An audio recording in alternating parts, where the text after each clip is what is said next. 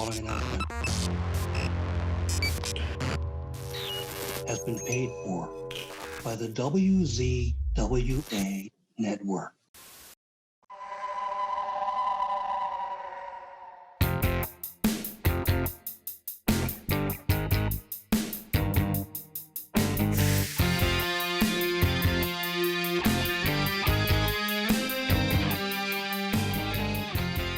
Ladies and gentlemen, welcome to the Insider's Edge podcast here on the WZWA Network. I'm your host with the most on the West Coast, Karlifornia and Fury. It's a joy to be with you all once again. And speaking of a joy, you know me, everyone. You know me. You know I love talking to anybody that wrestled for WCW, my favorite wrestling company. And right here, right now, I get to speak to a legend of World Championship Wrestling, one of the best, one of my favorites, the one, the only, Mr. Scotty Riggs. How are you, sir? Doing good, my friend. How are you? All the way in WZWA land, if you will. I'm doing great, my friend, and I'm in a great mood because I have the opportunity to talk to you and learn a bit about your journey in life, Scotty. And the first question on the show, as per usual, I'm sorry, you've probably been asked this many times, but before you got in the business, how did you become a wrestling fan? Wow, it's actually pretty easy. I mean, I grew up, my dad, I guess I was about maybe 8 years old.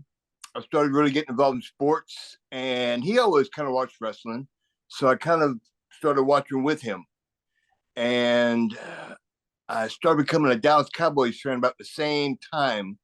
And in Savannah, Georgia, where I grew up, the NWA, Mid-Atlantic Championship Wrestling, which was big back in the mid to late 70s, before it became World Championship Wrestling, all the good stuff that you were bragging about at the start of it.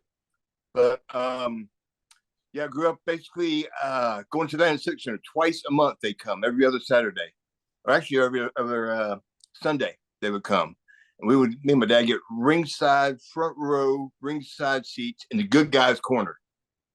And the funny part is, around the corner from where we used to live, had a police officer who used to work those events. And so he started letting me get the ring robes. So some of the first earliest ring robes I got were like Ricky Steamboat, Paul Jones, Black Cat Mulligan used to get his big cowboy hat. And above all, Ric Flair, him and Greg Valentine. So here I am, an 8-year-old kid back in the 70s getting Ric Flair's ring robe. Was like my first introduction to him. And then as time went on, I got to share the square circle with the man and a couple of late night bars. So that had a blast. So that's kind of how I got into it. My dad pretty much, made the whole atmosphere of it just a blast. Oh, that's really cool. And, it's something 8 years old, you're a fan back then. Obviously, the bug bites you at that point. Was it always within you? You always wanted to get into the business from that early age? I don't know if I wanted to get really into, actually wrestling at that age yet. I was a huge fan of it, but I was playing, sports. I was playing football, American football. I was playing basketball, baseball, pretty much just staying in sports 24/7. And basically went to college on a football scholarship and played Division II football. That's the second level here in the States. And pretty much, I don't know if we want to get into it this quick, but when I was in high school, everybody knew I was a wrestling fan. When I got into college and in my dorm room, I used to have pictures of the Road Warriors, Magnum TA up on the wall, just because they were badasses, So you said, "Oop, can I say that? Can I say ass?" Of course. Yeah. Okay. Just making sure, just before I start, I don't want to drop an F-bomb on the show and not be like, okay. Also music fan. That was Scotty Riggs. We had a nice time talking to him. But and the funny thing when I was in college still, Friday nights before games, we used to have to stay in the dorm. We had to be in our rooms by, I think it was like 9 o'clock. And there was a station that carried wrestling 8 hours on a Friday night. Started at 8 o'clock at night and would go until like 4 o'clock in the morning.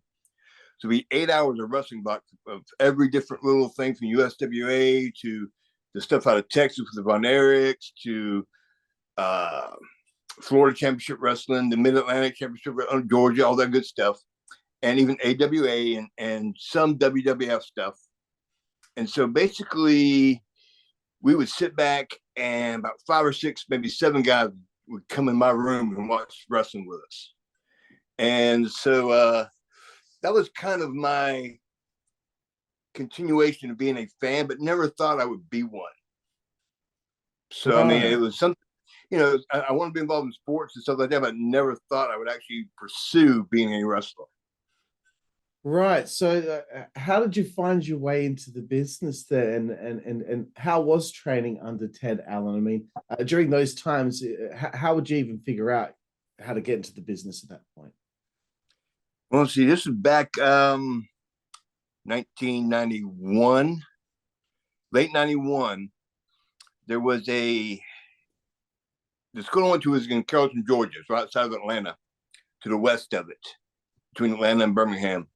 And there was this little rinky-dink town that ran wrestling. That's where I met Ted, actually. And so one night, a couple of guys and myself were like, hey, let's go watch the wrestling matches. But the snowstorm had hit that night. Not really, was hitting, but it hadn't hit yet. And so we went to it, and they canceled the show, but there were 5 or 6 of the wrestlers that were hanging out in the back, and that's where I met Ted Allen. And Ted's on this young, you know, kid, good-looking body, athlete, you know, type stuff. So we started talking to him. I was a big wrestling fan. And he said, well, I'll tell you what, I train guys here Wednesday nights, Saturday afternoons, and then we have shows Saturday nights. Why don't you come next Wednesday? We'll see what you can do. So he basically invited me to come start training with him. And I think Ted just, because he had trained Arn Anderson, Ranger Ross, referee Randy Anderson. So he was all influential with those guys' careers and a few other guys. And so basically I guess he saw some potential in just looking at me and talking to me. And so that's kind of how I got my actually into the business. I started going to every other Wednesday, every Saturday. I started watching some of the shows at this place, and they were pretty good little thing. They maybe get 100 people to a crowd back then, which is not bad. It's a small little rinky-dink place. And I had my first match February 6th of 92. And it was a guy named Lee Thomas. And we basically, as time went on, ended up becoming tag team partners and gelled really good together. But we basically wrestled each other, I think it was 3 or maybe 4 straight Saturdays. Basically had the same exact match because we didn't know any better, except we wore different trunks, different, you know, different boots or different tights, different, you know, whatever. But we basically went up there, did the exact same thing. And the fans don't think even noticed. So it's kind of kooky. But that was my end into the business then. And of course, like a lot of the guys, I started traveling with Ted. I would wrestle him in other towns around Georgia and in the South Carolina and stuff, and into Alabama.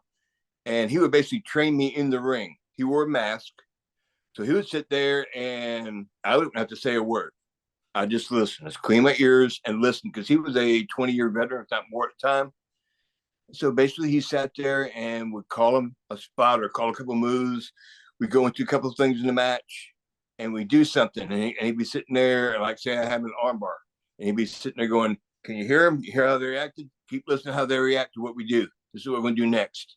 And he just taught me and trained me in the ring, listen to a crowd, learning to the psychology of listening to what they like, what they don't like. He'd call something that I think he knew would suck. And we kind of go through it. And he goes, you hear how they're not into it that at all? I'm like, yeah. He goes, don't ever do that. I'll be like, okay. And so that's really how it comes. So a lot of guys used to really train guys was in the ring, in front of a crowd, and you learn on the fly. You learn by listening, you know. And that's like, I guess one of the best ways that everybody really can think of is like when Ric Flair trained Sting to be Sting.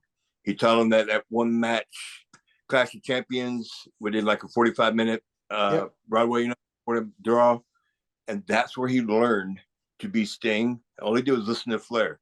Flair called the whole match 45 minutes in the ring in front of a crowd on live TV. What a better way to learn, you know? And that's how he learned the business. He learned from Flair, who learned that same way from a lot of other people. Right, that's really cool, interesting stuff. Learning how I guess you started to figure out your way through the wrestling business, and uh, I did some deep research here into your career, Scotty, and early in your career, because you're mentioning February of '92 was when your first match was, and I noticed June of '93 on the 9th of June, working as Scott Studd, you worked WCW Saturday Night at the Civic Center in Lake Charles, Louisiana, against Steven Regal. In my research, this is the first time you wrestled for WCW. I could be wrong. The research can be wrong sometimes, but was this the That first sounds about right. It opportunity? was about 93 Yeah. TVs. Yeah. Right, cool. So, how was your kind of first experience there, and being so early into the wrestling business? How did you get an opportunity of this magnitude working for WCW? Even this is the insanity of pro wrestling in a sense. And 92 is when I started that was right outside of Atlanta in Carrollton, Georgia. Not, but maybe 3 or 4 months after I graduated college and moved to Atlanta. And when I moved to Atlanta, that's where a lot of the wrestlers lived. I mean, I say 75% of the boys lived there at that time, because that's where TBS was. WCW is another banner now. They did a lot of their TV tapings at Center Stage, and they had the power plant down on the south side of Atlanta. And so, Main Event Fitness was a gym that all the boys worked out at, because Lex and Sting owned the gym together. And so if you kind of wanted to get to know the boys and get them to get to know you, the stars you see on TV get to know you as a nobody, really just starting, just like they did at one point. You learn your craft, you learn your trade, you learn your art by getting to know the older guys and getting them to know you a little bit. And so basically I started going to the gym there. I met Bagwell at the time was there, Steiners, Mick Foley, DDP, Sting and Lex, and some of the guys. And basically, one of the guys I was listening for, promoter, had a karate school, Marietta, which was 10 minutes from their gym. And he had a wrestling ring in the back of their karate school. So I told Paige about it. I said, and instead of going all the way down to, south side of Atlanta, an hour away, come up to the karate school. So one day, Paige, Jake Roberts, Brad Armstrong, myself, and Steve Regal, came over to the karate school. And so basically I was Paige's dummy bag, whatever you want to call it. I was his tackling dummy. I was his mannequin to be tossing around and doing this. And Jake was working with him on becoming a dummy house Paige, and Regal was working on things with him, and Brad Armstrong was working on things with him. And they actually started taking a little bit of liking because they saw I could do a few things. I thought I was athletic, I could do some things. And Brad Armstrong actually is the one who taught me how to throw a drop kick. I mean, he was the timing, the height, watching when a guy come off the ropes, leapfrog, down, drop kick, the timing of everything is what Brad taught me that. And so basically I started training a match with Paige, putting a match together. And we went down to the power plant where Jody Hamilton, Sergeant Buddy Parker, some of the other guys were down there. And we did this match. It was about a 20-minute match for Jody Hamilton to see, to kind of, see what Paige was doing, to critique it, because he was already in tight with Jody Hamilton. And Jody comes up to me after the match and says, "Who the hell are you?" Like, "What do you mean?" He goes, "Where do you come from? How long have you been in business? You know how to do stuff. You're telling me really well." And he really put stuff over, and Paige interrupts. He goes, "Jody, this kid's been in the business a year and a half, if that much at the time."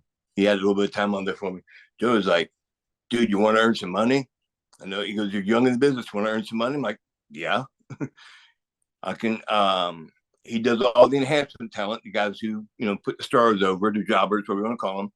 And basically, that's kind of was my in to WCW. And basically, Jody told me, he goes, "I can't promise you anything, but I can put you in good matches. I can let guys see what you can do." Guys who, like, I had one of my best matches ever with Stone Cold Steve Austin. I was maybe, like I said, about a year and a half in the business. We had maybe 9 minutes for TV, and for nobody like me to have that much time with Steve was unheard of. And the only reason I was in there was because Sam Houston didn't make TV. First, he was going to be there, so he was in there. And then when he didn't make it, Jody put me in there. Then they got a message that he was going to be there shortly, so they took me out. Then they put me back in. I was in and out of the match like 4 different times. And Steve walks up to me and goes, hey, kid, you know how to work a headlock? I said, yeah. He goes, that's what we're going to do. It's okay. A few minutes later, hey, kid, you know how to work an arm? Yeah, I know what to do. You call on, I know what to do. We're going to work the arm. About maybe 5 minutes, we go to the ring. Hey, kid, you know how to work a leg? Yeah, we're going to work the leg. So he was doing nothing but messing with me to see if I was, I guess he'd heard a few good things from Paige, because Paige and Steve were good friends then. And so I went out and had this really damn good match with Steve. And Dusty Rhodes was a booker at the time. And so Dusty comes up after the match. I'm blown up sky high. I can't breathe. I have a really good match with Steve. And Steve comes up, Dusty comes up and goes, damn, baby, I booked this match. I knew the finish. And you and Steve had me wondering at the very end. And, when Dusty walks up to you as an enhancement guy and puts over your work, that's a nice little applause. That's a pretty good thing. And so pretty much after that is when I started doing some house shows. Once a month, I do a local house show run, like somewhere maybe in Georgia or South Carolina, not too far away. And just, I slowly started learning my craft with those guys. And I started getting a few dark matches on TV where you'd have more time to work.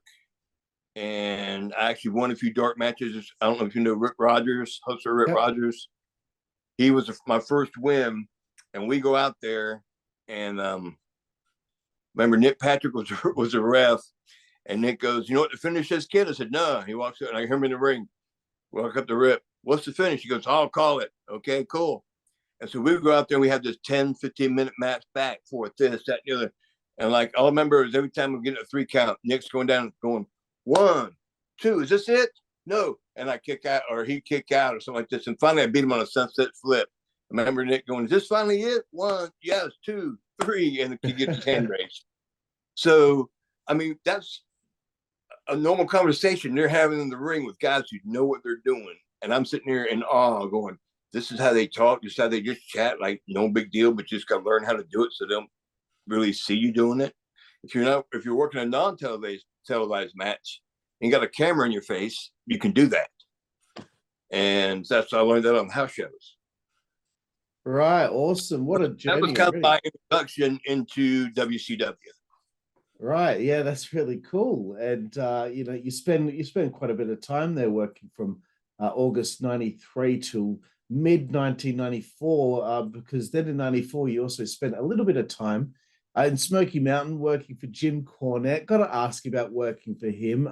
You've become the Beat the Champ TV champ, and you even worked the gangsters that I saw in my research, New Jack and Mustafa. New Jack was a good friend. He was a good friend because we actually, cool. I told you Lee Thomas, a guy who started wrestling at the start. We became a tag team, and we were actually wrestling New Jack and Mustafa for North Georgia Championship Wrestling a ton of times before they got. We actually worked their tryout match for Cornett in Marietta, Georgia. At a show there, we put our North Georgia tag team titles on line against them. We had this really good match with them.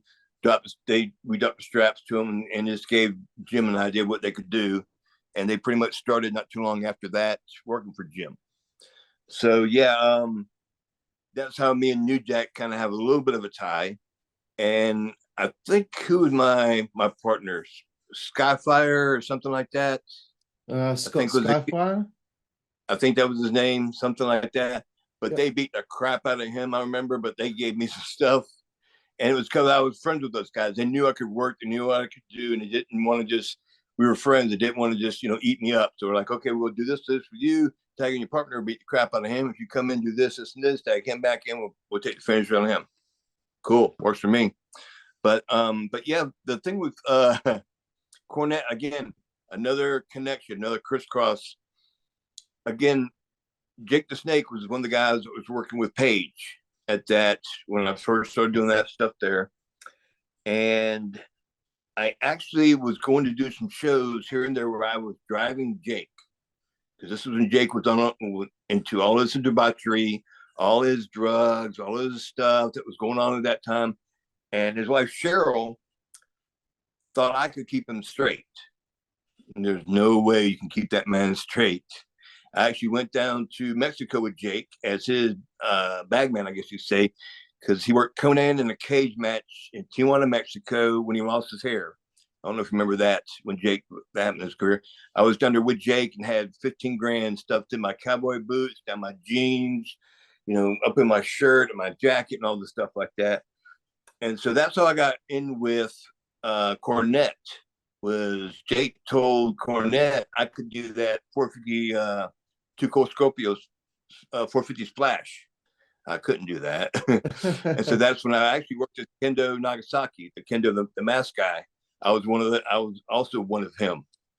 So that's kind of how I got me in with Cornett. I basically worked a few house shows here and there and a couple of TVs, basically about a 6 to 8 week period is really all I did with Cornett and Smoky Mountain. And I got that beat champ thing put on me so they could put it on Brian Anderson, who was always son.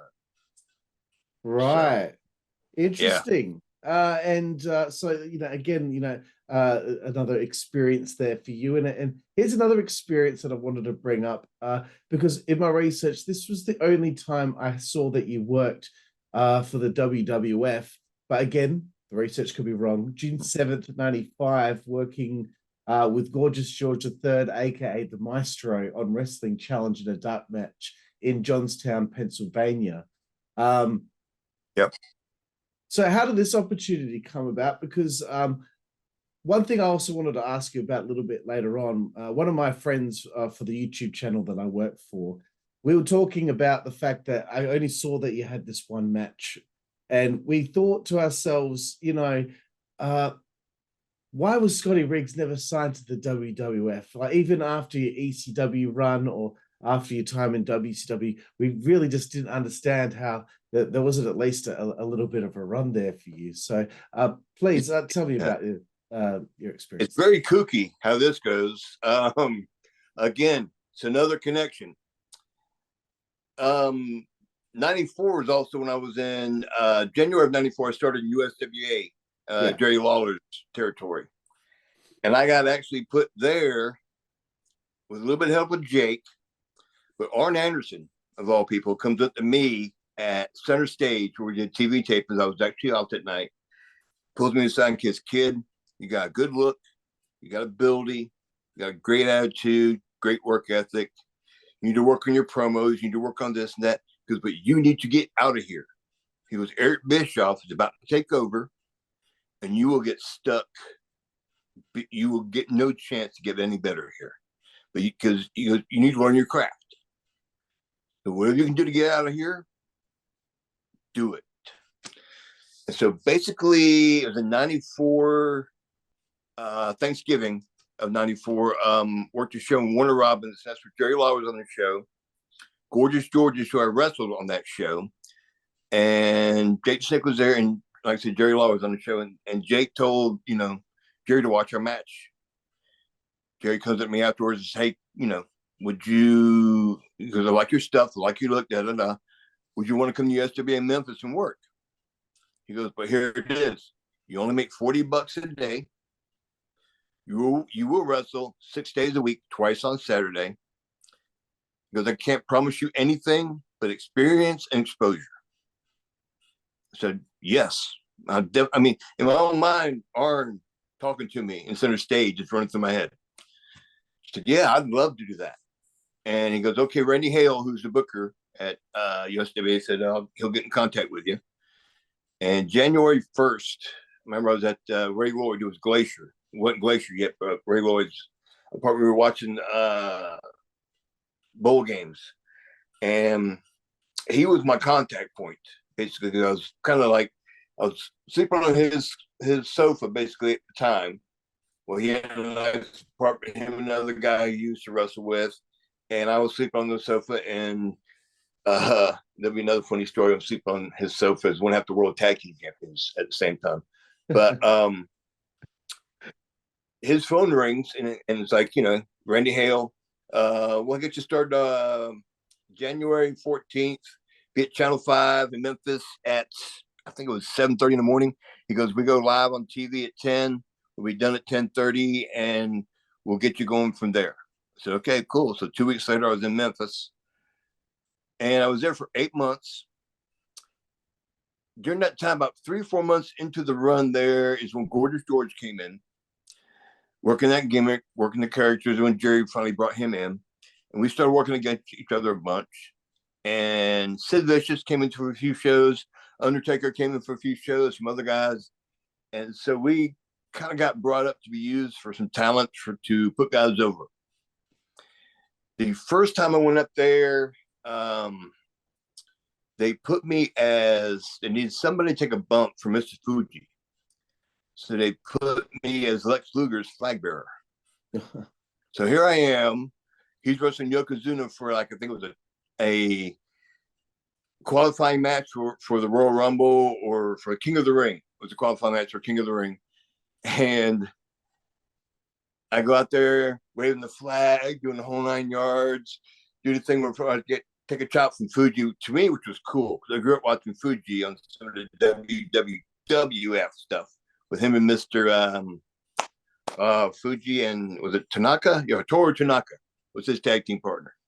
So, but long story short, that's how I got doing that.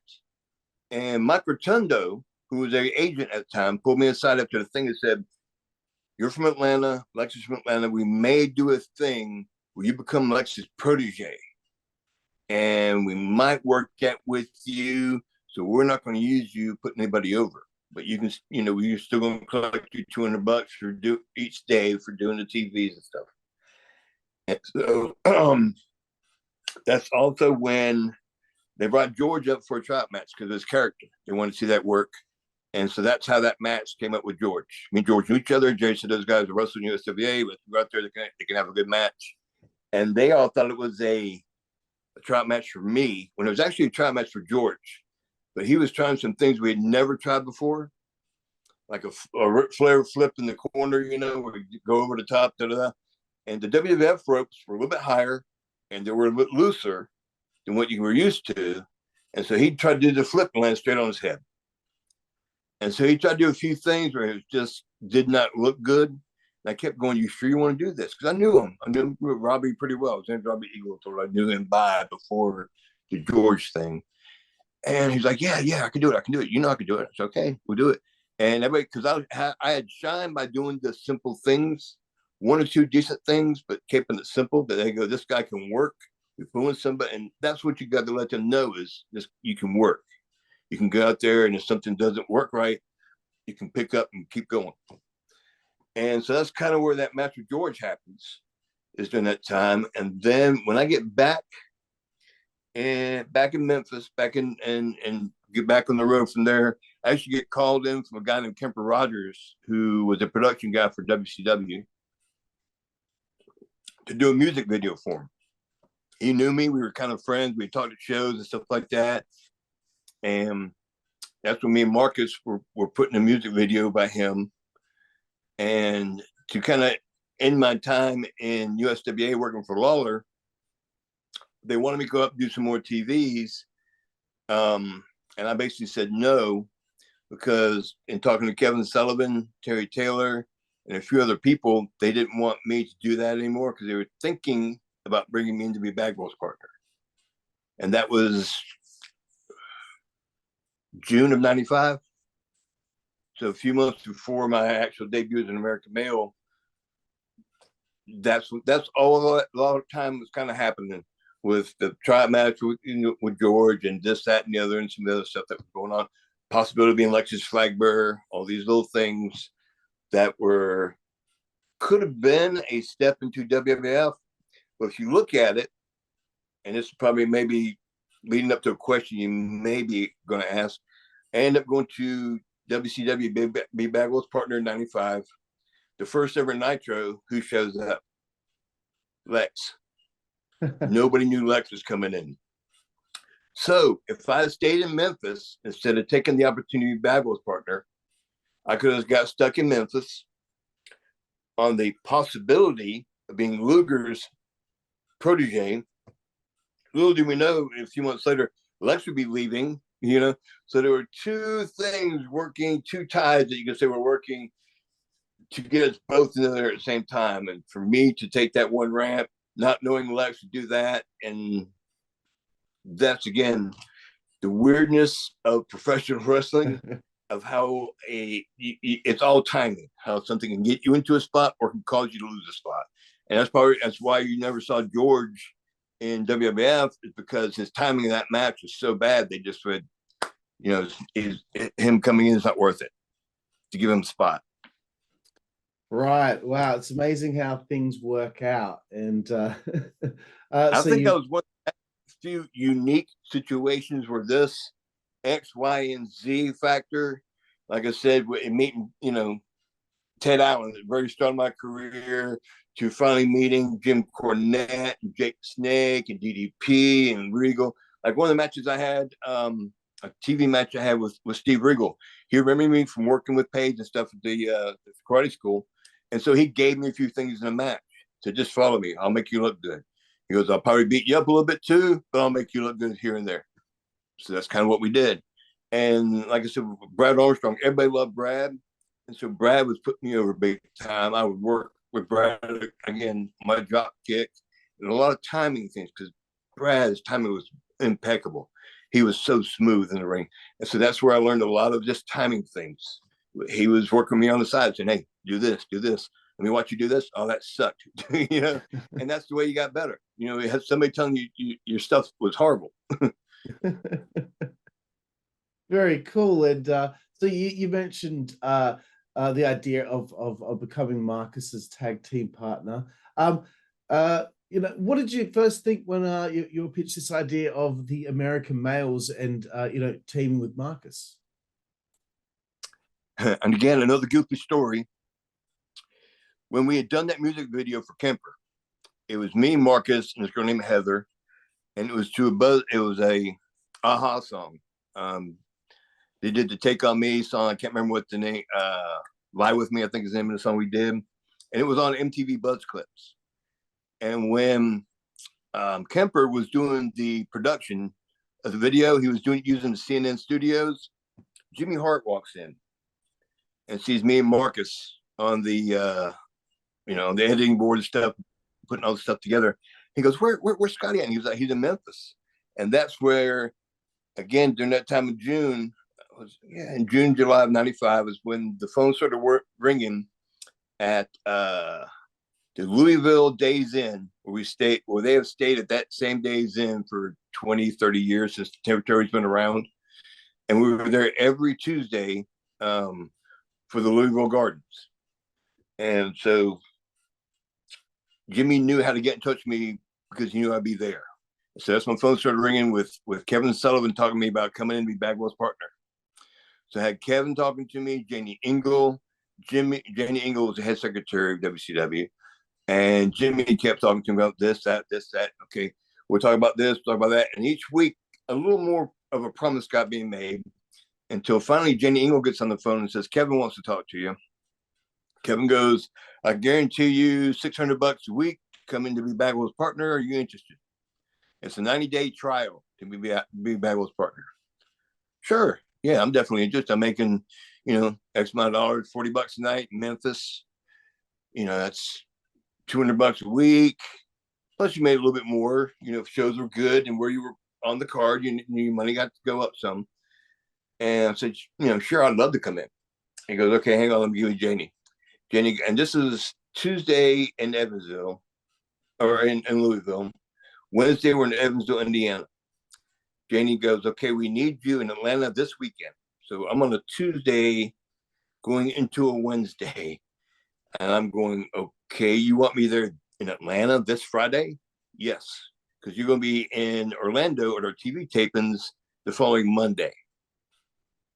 Okay, so this is a whole new world for me. I'm having to go from Louisville to Evansville to Randy Hale. I'm leaving from tonight's show on going to Atlanta to be Bagwell's partner and with WCW in their tryout. They were mad that I was leaving on a short-term notice. They usually 2-week notice before you left the company. And I wrestled Tracy Smothers in the last match that night. We're in the ring, and I'm supposed to put him over, and he's calling the ring. Goes, "No, I'm putting you over." He goes, "Congratulations, getting your shot with WCW. Good luck." As he's basically holding me down on the cross body. 1, 2, 3. I'm trying to get off of him because I'm still. He's a veteran. I should listen to him, but I'm going. This ain't to finish. You'll be mad. He goes, "You're leaving. What are you going to be mad at? You?" So. And this is he's telling me this in the ring. I'm like, you're right, Tracy. And so basically, that's how everything came into me. Bagwell's partner, and again, the trial thing. And so me and Marcus had known each other from the Atlanta time before, going out in Atlanta and stuff like that, bumping each other at clubs and stuff. So we were friends. We'd never tagged or never done anything with wrestling before, but we were good. We were friends, and came in, we put some outfits together on a Friday, had it sewn on Saturday, and the lady who sewed our stuff, Sandra, she became WWF's head seamstress lady. She did all their outfits. So it's kind of cool. She went from the American Males to WWF, doing all their stuff. She was their head seamstress. Sandra Gray. Is it Sandra O'Gray or just Sandra Gray? Sandra Gray. But just kind of cool. And then that's what our first match was. Regal and Eaton, Blue Bloods. They made me look like $1 million. Eaton, Regal kept calling stuff to make me shine. They beat up Marcus because they knew Marcus already from Stars and Stripes and all the other stuff. And they tagged me in and made me look like a superstar and everything else. And that one match right there solidified me to be Bagwell's partner, even though I was still under a 90-day trial. We went and spent the next 2 or 3 days doing a video that was going to be us on horseback and stuff like that, because that's what Jimmy Hart came from, USWA with the Fabulous Ones, the Fantastics, Rock and Roll. They all did these videos either on motorcycles or horses or beaches and this stuff like that. So we did that and never used any of it. And when we got back into Atlanta, is when they sent me and Marcus to get Kemper to do the black and white videos that finally became the American Male stuff. But that one match with Regal and Eaton solidified us being a tag team together. That's very cool. It's lucky that you had 2 guys. Bobby Eaton's one of the greatest. Oh, Bobby was God rest his soul. He was a sweetheart. But he could hurt you if you wanted to. He was just. It's hard. He wasn't muscle strong, but he had tendon strength. He could grab you, and you knew he had a hold of you. But he was such a gentle guy. He used to, he in his own quiet way, very Southern. I don't want to say redneck way because it really wasn't redneck, but it was more just Alabama, upbringing and stuff like that. His accent, he would crack you up, and he wouldn't even mean to do it. But he was naturally funny, naturally strong, such a cool dude, and he knew everything. We could get into one thing in the ring, and he would call boom, boom, boom, and it would just flow like water. He was so good. Oh, that's really cool. I want to ask a little bit more about you and Buff. Did you start to travel with Buff at all? And because there's 2 guys right there. They were clearly eye-catching to female fans or just females in general. So, what would a night out with yourself and Buff look like during these days? Well, we definitely did travel together because, again, I came from Memphis. No money. Got a $600 guarantee. And here I am as 1.5 the World Tag Team Champions. Bagwell's making 6 figures. I'm making $600 a week. How we doing? And when I came back in, I didn't have anywhere to stay. So I got in touch with Ray Lloyd. And that's where, again, I was sleeping on his orange crushed velvet sofa. I can remember it was in the little day room. And that's where I was sleeping. My wrestling gear would be right next to that with the World Tag Team title sitting on top of it. And I was sleeping on the couch. But yeah, Marcus basically said, dude, I know you have no money. We can travel with me. I got a credit card. I got this, I got that. I've been doing it for a while, so I can teach you the ropes. And again, that's how, like I said, the first big trip we made was Orlando for the TV tapings. And then the first Nitro was the first real road trip I took up to Minneapolis from Atlanta. And we worked with Dick Slater, Bunkhouse Buck, Jimmy Golden as a dark match. We did like a 25-minute match and just had a blast. And then we watched the live Nitro that went on. That's when Luger showed up. And I'm sitting back going, wow, it's a good thing I didn't stick in USWA to be Lex's protege. That told me right there I made the right decision. And it wasn't too far after that. I'm trying to remember the exact how it fell into the third Nitro was in Asheville, or it was in Johnson City, Tennessee. Yep. Then pay-per-view Fall Brawl before that was in Asheville. And so that was my first big TV thing as the American Males. We'd done a few TV shots. And I'm trying to think, we worked with Dick, or not Dick, but the Nasty Boys. Yep. On the Fall Brawl main event show. But the night before, we all got into Asheville on Saturday to have a big finish meeting. And that night, Flair walks in. Can't remember who else. He had three of the office girls, Donna, Sonia, and I can't remember the other girl's name. I can picture her face. But Rick goes, Scotty, get dressed. Marcus, get dressed. This is where you're welcome party. You're welcome to the club party. You know, Scott, we're going out. So we had to go get dressed, get cleaned up. Flair took us out, and we basically hung with the office girls. They were just three of the coolest chicks you'd ever want to meet, but they were office. So we didn't, we were done but friends, but they were party animals and knew how to have a good time. And so me and Marcus together with them had a great time. Flair got us so hammered. I just remember waking up the next day, we had to do about at least a half hour, 45 minutes of cardio to sweat the booze out of us. Both me and Marcus, we got up, both had pounding headaches.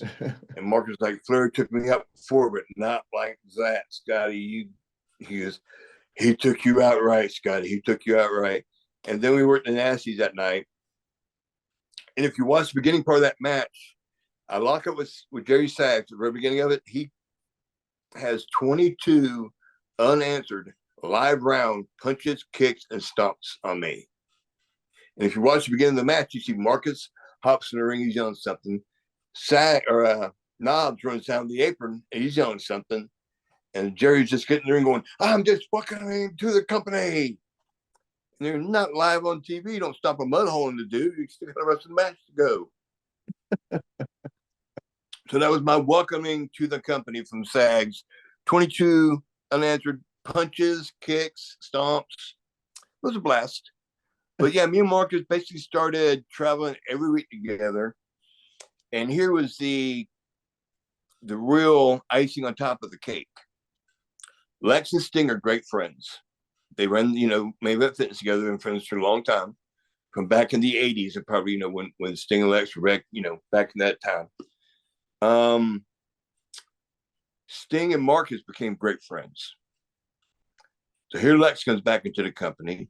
Marcus and Sting have been traveling together here and there, working out together. So who did I end up becoming traveling partners with? Lex, Sting, Mark Bagwell, and me in a Lincoln Town car, tanning together, playing golf together, working out, eating. I mean, we'd all be on the same flights around Atlanta, same times together, and all I had to do was drive. It was pretty much the scenario because I was the greenhorn. But here I am traveling with the top guys in the company. I mean, it was amazing. Again, timing. Coming into the first night, timing. Not staying in USWA, timing. Luger coming in. Just, it's if I ever decided to try to book, it probably would be sell better than Jericho's or Mankind's. Mick Foley's, they sell better than and they had, their New York Times best-selling list. Really cool. If I put all these stories in the paper, yeah, which way forward than that decade ago, it probably would have done well, but it's a little too late now. Yeah, this is some great stuff, Scotty. And So at some point, yes, September 18th, 95, you do become one half of the World Tag Team Champions. So you must have been pretty happy with how the run was going at this point, right? Oh, definitely. When we won the tag straps, I just remember we're in Johnson City, came to the curtain. I'm sitting down there and I'm choking up in reality because it's emotional. And I come from Memphis, where I think I made less than $6,000 in the 8 months I was there, but I put over 50,000 miles on my own vehicle, traveling all the roads, going from Memphis to Nashville back to Memphis to Louisville, Kentucky, to all these places, ton of miles in my car. And now here I am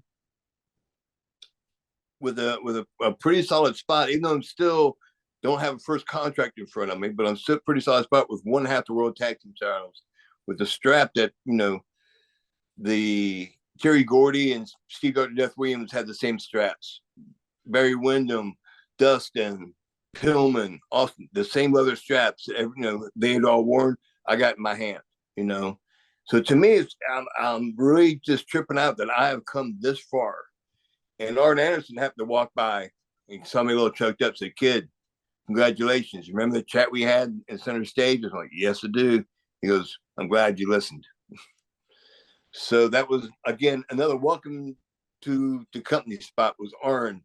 Remembering he had that conversation. I'm sure he's had that, not that conversation, but probably conversation with other talent to go get better, to do this, to make this sacrifice or learn this route to get better. I'm sure I'm not the only person he did that for. But yeah, it's just kind of cool to have gone that route and to have a title in my hands. Yeah, it's really cool because it went from it's a 90-day trial, and within that time period, they've had so much trust in you both to give you a spot like that. So you guys must have done quite well during that trial period. Again, it was Kevin Sullivan and Jimmy Hart. Those guys knew that a young, talented couple of guys could get eyeballs on the screen. So we deserved a nice little push, nice little rub. We always had great matches. We didn't win every match, but you also saw us have matches with like Flair and Arn, Arn and Brian Pillman, Arn and Chris Benoit, where we had 15-minute nitro matches, 2 segments. And barely matches had that, but they trusted us to have those type matches with those guys, to have, and it was just, again, me and Marcus, just as weirdly as it sounds, just had instant chemistry together. We're in the ring. We didn't have to say a whole lot. We just saw each other and knew a vibe to when to tag. If he looked at me, I looked at him. I could that was tag. I knew if you ever watch people who know how to tag match, the inside guy, hand up, the outside guy tags. So it's like that. I'm the outside guy. Boom. He tags me in. It's not this. It's not 2 hands fumbling like that at each other. And if I saw him look at me, I just put my hand out. And either he would call something, a double elbow or double hip toss, this or the other, or the guy inside the ring would knew what was coming up and knew how to call it. So we were just great chemistry. It's the only way I could say it. And even against each other, when he became buff, we had great chemistry against each other. So it meshed well. Absolutely, yes. I mean, it's a great run that you guys have. You work with some great teams like the Armstrong brothers, Public Enemy, the Barrio brothers, the Blue Bloods, the Steiners, the Faces of Fear. But there is a time, November 96, as you just mentioned, where they were going to split you guys up, have Marcus turn on you. So how did you feel about the split and the ensuing feud with Buff? Were you excited now to move forward into a singles career in WCW? I mean, one of the weird things with Marcus and me and him splitting up, becoming Buff, trying to think, we were in Lake City doing the Nitro there, Lake City, Florida, and we were still doing that clumsy thing, we're going to bump into each other, cause each other matches and stuff. Yeah. And none of this was actually leading to Marcus becoming Buff and joining the NWO. They were just trying to do something with us and see if we could work the fans. Am I going to be heel whereas Marcus is going to be heel, and so that's when they just started doing this thing about, Eric calling people, who's going to join this week, that routine. And Kevin Nash went and said, Marcus, tonight's your night. You're joining NWO. Marcus was like, really? He's like, yeah. So nothing was known beforehand. It was done pretty much on the fly. Right. And we were supposed to work with Regal. Marcus was going to put Regal over with me doing a cluster with him again. And so we got pulled from that match. And that's when we did the turn angle for him to turn on me. And he was kind of going to transition to do kind of a Rick Rude style thing, good look, pose. And that's where we came up with a neck breaker for him. And I didn't even know we were having a pay-per-view match until his girlfriend came up to me at the gym and said, you're excited about wrestling Marcus? When? At the pay-per-view. What pay-per-view? The sold out one. I had no idea it was wrestling Marcus. So that's a little bit of a black eye, maybe, that at the office hadn't really told us what we were doing. Marcus knew. I didn't know a thing. But like, to me, I was like, hey, cool. Because I knew Marcus, again, he'd been a good guy for so long that he could only be a good guy for so much longer. This was his chance to actually become a bad guy and blaze his own path, being his persona. And I actually created the Buff Blockbuster. And we were in the ring, not in the ring, but the hotel room in Cedar Rapids. And in between beds, we were trying to think of something to do that would end up like a Rick Rude neck breaker, but it wouldn't be that. I said, well, if we were on top rope and you did this, could you come off and catch me? And we basically did it from bed to bed, me standing between the beds and him kind of flipping over to do it. And we said, we'll figure it out. We'll do it in the ring. And Mark was like, no, I want to do it in the ring. And that's how we did. That's the first one ever done. And you've seen how guys have progressed it over the years with, all these extra moves and more glitz and glamour to it than Marcus did. But we invented it. To me, it's like Jake the Snake inventing the DDT. Yeah. He was one who actually invented that. And so for us to actually have invented a move that so many other people stole and did well with, to me, Marcus was like, yay, we did something good. So, but yeah, it was kind of cool. And again, we wrestled each other a couple of different times. I wrestled each other on the road a ton. And it was just a blast. We had so much fun wrestling against each other.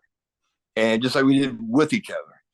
And I'm trying to think, we were still being the American males in a sense on the road, where we could go into a town and have a choice of women, if that's the way you want to look at it, being that type of persona, because we were cheesy, we were beefcake, that was the whole thing. And so, yeah, that even as opponents, we could go into the same club together, work the same side of the room. I could set him up, he could set me up, and we go. And that's, instead of doing it together, setting each other up, we do it from across the room, because we were still trying to echo we didn't like each other anymore, that type thing. Yeah. But, we'd have fun that way. Okay, you're doing this way, we'd be high-five each other, or not high-five, but high sign, like this one here, da-da-da. No, okay, how about this? Yeah, okay. Him doing the same. Blonde to brunette tonight, yeah. Sometimes you'd actually be in the ring wrestling each other, and we'd catch a girl's eye in the crowd. And I'd be like, Marcus, throw me into the blonde.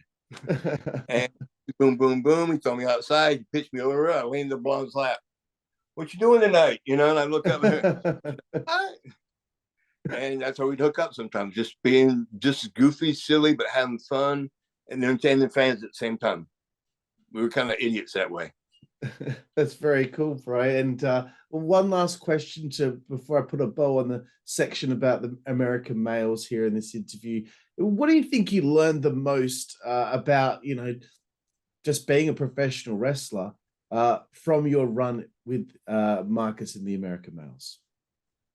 Just how to, even though wrestling was progressing to be more of a TV thing with a camera in your face, you still had to be able to listen to a crowd.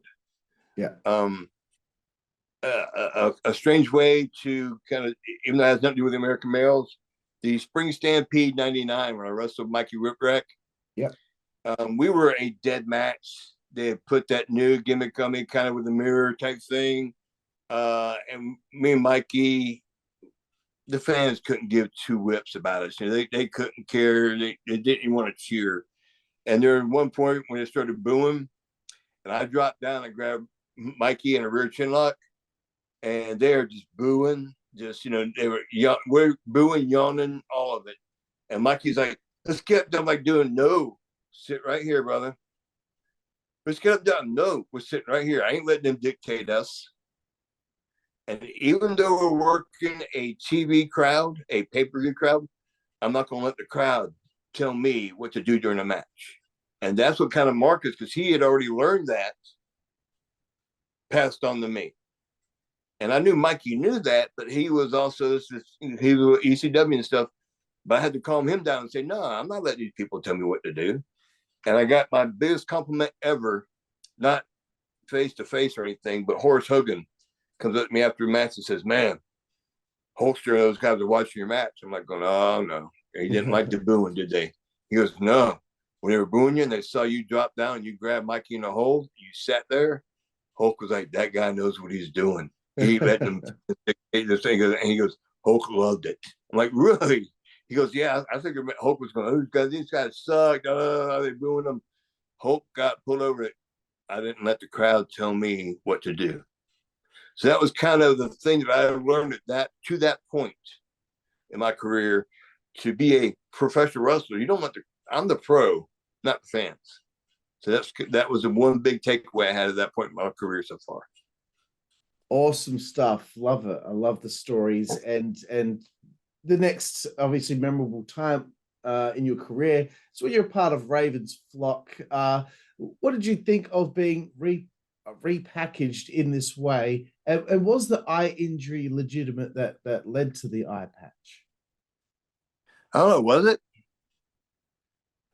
I read online somewhere that you had said that it was legitimate, but I just wanted to check with you.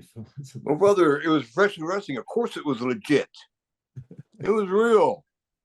I really gimmicked my eye up when I left it, after that match where I took some sandpaper to my eye, put a little iodine on it, it made the skin dry up and made the face get puffy and everything else. So that when I flew home the next day, it looked like my eye was messed up. It really was, not from the chair, but from what I did to it to make it look like it was messed up. So there is a fine line of telling the truth to being a pro wrestler. But I mean, the crazy thing was that thing that me and Raven did in San Diego the night there was not supposed to be an angle. Was not supposed to be anything. It was supposed to be a way to introduce Raven being a cold-hearted. He's going to injure a guy and he doesn't care. And it looked so good. That's what Kevin Sullivan told me, because it looked so good, we had to use it. And we figured it'd be a great way to get you into doing something else, to give you a run of doing something with Raven. I mean, it got me to do that dive from the top ring post over the guardrail into the crowd. I think it was in Cincinnati that we did that. I don't know if you remember that spot I'm talking about. Yeah. But that was something that we talked about doing. And in that match when I was wrestling with Saturn, I had the big olive pad on the eye and stuff like that. But nobody knew that I had a contact lens in. Oh. And what I told every reporter, anybody who asked, the lens was in there because the eye injury, if I looked at the bright ring lights, it would give me migraines, it would give me a massive headache. So I had to put the opaque contact lens in to protect me from getting headaches. But it was basically for people on TV to see that his eye, they're saying his eye's messed up, but no, he opens it up, it's fine. But you have that look in there and they go, oh my gosh, it's like Jake the Snake did that way back in the 80s, with the model Rick Martel. So I kind of did that on my own. So when the eye patch came off during the match, they were panicking in the production because they didn't know what camera angle to shoot, how to shoot the rest of the match. Until I looked at the camera and they saw the eye looking messed up. Next thing you know, the referee runs over. Look at the camera. Look at the camera. I'm like going, hey, they see the eye back there. And that was my doing, not anybody else's, not the office going, we need to do this, we do that, or a the team telling us to do that, or the creative booking staff. Back in that time, we pretty much did our own creative writing. Yeah. It's kind of a way to say it.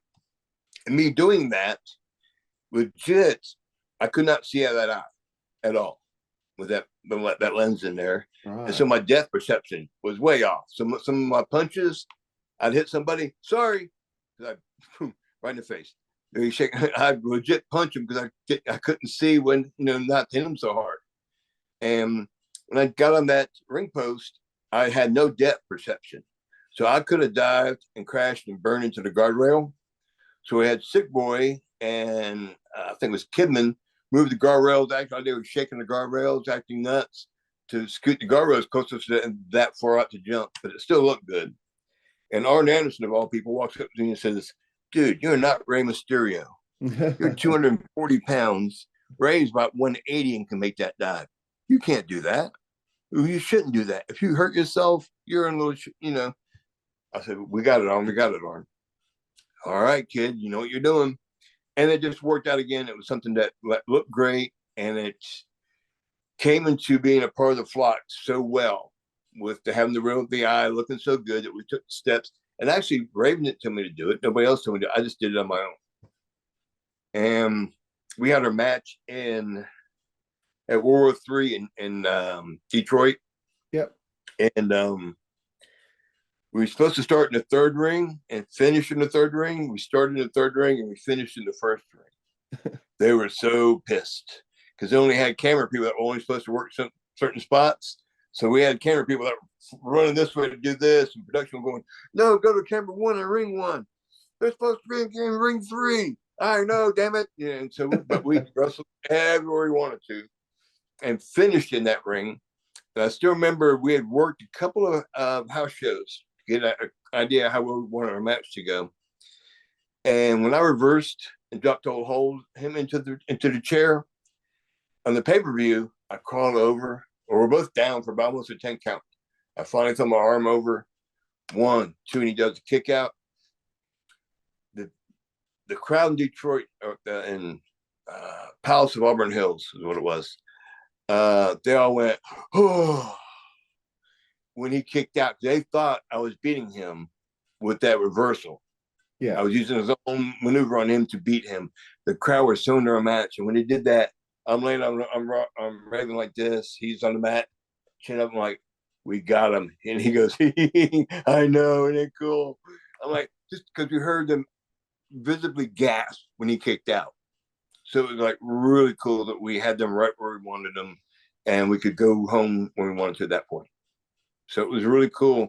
And so that part of it, Raven actually didn't want me to be in the flock. Yeah, I heard about that. Yeah. So he wanted like fresh faces like Lodi, yeah, Sick Boy. He didn't want Hammer. He liked having Reese because Reese was a big guy. Saturn is ECW guy. But like me, he didn't really want Kidman. He wasn't quite sure about.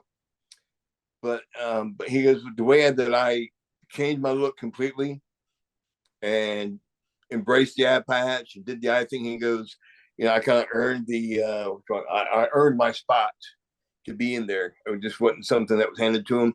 He goes, you earned your right to be there by doing the things you did and embracing the character, not still trying to be an American male, but in the flock. Yeah, that's very cool. And quite some time ago, probably about 2 years ago or so, I had the chance to interview Lodi. And when I had Lodi on the show, I wanted to mention each member of the flock to him and just get like thoughts on each person that's in the flock. So I'm going to play this with you as well, Scotty. It's kind of like not a word association, but just how you feel about the guy. So let's start with Lodi. What are your thoughts on Lodi? He was insane to where he embraced that sign thing, and he got more heat than most of us. He was a heat-seeking missile force. Excellent. The next name, Perry Saturn. He was a killer. He was a killer of our group. Up next, Van Hammer.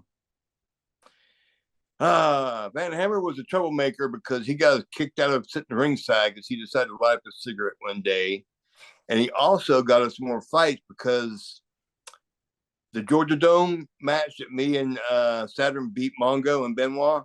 Yeah. Instead of going sideways to the walking down the rampway, the aisle, Hammer decided to walk us back up through the crowd. So we just beat Benoit and Mongo by cheating, and we are slugging people left and right to get through there, and it was all because Hammer decided to go that way. So Hammer was our troublemaker. Another guy who unfortunately wasn't a part of the flock for too long, Stevie Richards. Stevie was a good guy. He had the great role to transition from ECW into WCW, but I just remember we had one house show in Bethlehem, Pennsylvania. He showed up to be a part of the show, even though he wasn't supposed to be part of it. And long story short, we were supposed to have, I was supposed to wrestle Raven. Instead, we put me and Stevie in there and had Stevie and me wrestle. If I beat Stevie, I get to wrestle Raven. And Stevie goes and does all this, call me a butt pirate, all this stuff that he was told not to do. Go out there and just do this, and this. Do your stick, but don't go too stupid with it. And I got pissed off with him, unfortunately. And it was one of the last times I remember him being at ECW or WCW. Because I remember got in the ring, I smacked him on the side once because he was acting like an idiot. I said, calm down, and smacked him, left a handprint on the side. I think that was the night he left and went to, made a few phone calls and was almost with WWF in like weeks. So it ended up being much better for him because he had a great run in WWF. But Kidman ended up taking over his thing. I'm probably saying way too much in a word association thing here, but there's a little bit of depth, kind of like Stevie was Stevie. Let's just put it that way. And that was my way of getting to the point of saying Stevie was Stevie. I mean, I love him. We've done some convention and stuff. Never had a memory about it, but every now and again that pops in my mind that what kind of led up to stuff. Right, that's cool. The next name I'll throw out there, Horace. Horace, I really didn't get to know Horace well. I remember the main reason Raven wanted him in the group was he was Hulk's nephew. Right. That's not best. He did some good stuff, but he brought some stuff he did in Japan over, but he was basically Hulk's nephew. Very cool. Canyon. Canyon was a mastermind of creativity in wrestling. I mean, he was a creative genius in wrestling. Excellent. Next one, Sick Boy. Sick Boy could have been probably the biggest star out of all of us, except he has had way too many injuries getting into it. He was a incredible athlete. The springboard stuff he could do for a guy his size, he was the gazelle of the group because he could spring and do anything you wanted to do. Excellent. We've got 3 to go here. Kidman. Kidman was a sex symbol of the group, even though he did the scratch and everything. He was a pretty boy. He was the American male of the flocks, even though I was the American male in the flock. Excellent. Reese. Reese, he was our giant. He was our Mongo, me pawn in the game of life. That's Blazing Saddles. That's the guy that was the original Mongo character. It was very simpleton, but a big monster who could hurt you. Right. Very cool. And of course, Raven. What are your thoughts on Raven? Raven was our evil genius. He was I just put it that way. I probably, if anybody else probably explain it to you a lot better, or not really better, but without going into any debauchery, he was our evil genius. Very nice, because that kind of led me to this next question. I kind of put this question there just to kind of make you laugh, but what does a night out with the flock look like, smell like, and taste like? Oof. That's about the best I can put it. Oof. There was a lot of things happened in a lot of clubs, in the middle of the dance floor, in a parking lot, in bathroom, in the DJ booth, that would probably get you me too'd drastically to where I don't know, in today's we will be canceled in today's culture. And say that's the best way I can put a night out with the Flock will get you canceled. Yeah, I heard a story about Kidman being thrown down a slip and slide in a hotel once. Yeah, the Rhino. Yeah, that's one. I think it was called the Rhino. Yeah, yeah. That wasn't my story to tell. I wasn't there for that, so that's okay. That's but you know, you have a great run with the Flock. You know, because there's always something going on story-wise with Raven, which means you're always actively involved in a story. So what would you say, again, about learning things? What would you say you learned the most from the run with the Flock? Just to really try to be more creative with how you map things out and intensity. Because our run with Chris Benoit, I had some really great matches with Chris to where, like I told you, I played college football, and you really had to get intense to get on that field with guys who were like, I wasn't the greatest linebacker, but I got to play. There were guys that were 10 times better than me that I had to compete against, you know, in college football. And so every time I wrestled Chris, it was like I had to turn my game up a notch to be as intense as he was. So, I mean, I just learned to be creative and trying to put things together like Raven did, and to be intense, because the guys who were wrestling were intense. Right. And I guess another general question, like, how was your outlook on where to go next as a performer in WCW?